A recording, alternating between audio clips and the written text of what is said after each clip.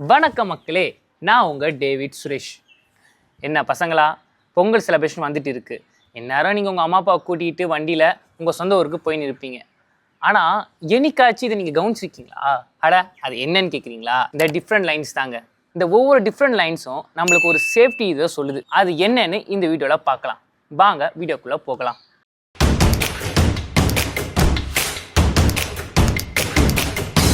இந்த different road lines இருக்குது பார்த்தீங்களா, இது ஒன்றும் நம்ம சேஃப்டிக்காக தான் உருவாக்கப்பட்டுச்சு. இந்த ஒவ்வொரு டிஃப்ரெண்ட் லைன்ஸும் ஒவ்வொரு சேஃப்டி ரூல்ஸை சொல்லுதுங்க. இன்னும் சொல்லப்போனால் நம்ம சேஃப்டியான ரோட் லைஃப்பை இது தான் பார்க்குதுங்களே. அதே மாதிரி நம்மளோட சேஃப்டியான ரைடிங்க்கும் எந்த ஒரு ஆபத்தும் வராமல் பார்த்துக்க இந்த சேஃப் லைன் ரொம்ப ஹெல்ப்ஃபுல்லாக இருக்குது.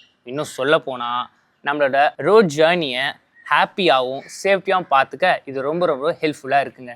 சரி, ஓகே, இப்போது இதுக்கான மீனிங்கில் பார்க்கலாம். ஃபஸ்ட்டு இது, இப்போ நீங்கள் ரோட்டில் போயிட்டுருக்கீங்க. நீங்கள் போகிற ரோட்டில் நடுவில் ஒரு லாங் ஒயிட் கோடு இருந்துச்சுன்னா நீங்கள் அந்த இடத்துல ஓவர்டேக் பண்ணக்கூடாது அப்படின்னு இந்த கோடு சொல்லும். அதே மாதிரி இந்த கோட்டை தாண்டியும் நீங்கள் வண்டி ஓட்டக்கூடாது. அடுத்தது இது, இந்த மாதிரி லைனை நீங்கள் பார்த்தீங்கன்னா ஆப்போசிட்டில் எந்த வண்டியும் வரல, இது ரொம்ப சேஃப்டியான ஜோன் அப்படின்னு நீங்கள் நினச்சா மட்டும் நீங்கள் முன்னாடி இருக்க வண்டியை ஓவர்டேக் பண்ணி போகலாம்.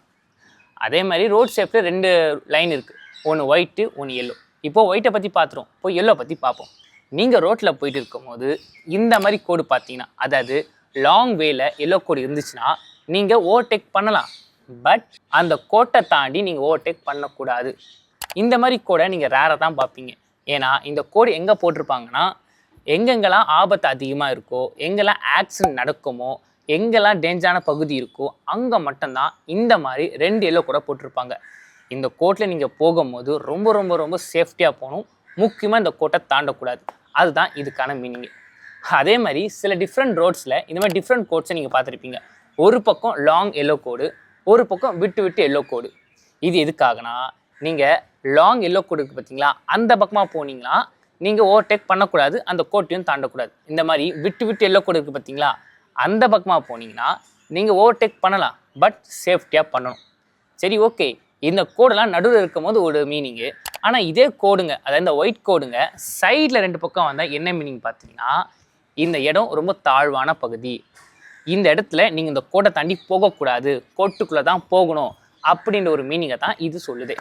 இந்த மாதிரி ஒவ்வொரு லைனுமே நம்மளோட சேஃப்டிக்காக தான் உருவாக்கப்பட்டுச்சு. நீங்கள் கேட்கலாம், ஓகே, இதை பற்றி தெரிஞ்சுக்கலாம், நான் இதை ஃபாலோ பண்ணணுமா அப்படின்னு. இதை ஃபாலோ பண்ணால் மட்டும்தான் உங்களால் ஹாப்பியான ஜேர்னியை கண்டினியூ பண்ண முடியும். ஓகே மக்களே, இன்னைக்கான வீடியோவில் டிஃப்ரெண்ட் ரோட் லைன்ஸை பற்றி பார்த்தோம்.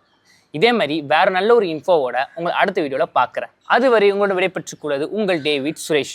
உங்களுக்கு இந்த வீடியோ பிடிச்சா லைக் பண்ணுங்கள், ஷேர் பண்ணுங்கள். மறக்காமல் ரோட் லைன்ஸை பற்றி நீங்கள் என்ன நினைக்கிறீங்க அப்படின்னு நம்ம கமெண்ட் பாக்ஸில் சொல்லிட்டு போங்க. தேங்க்யூ.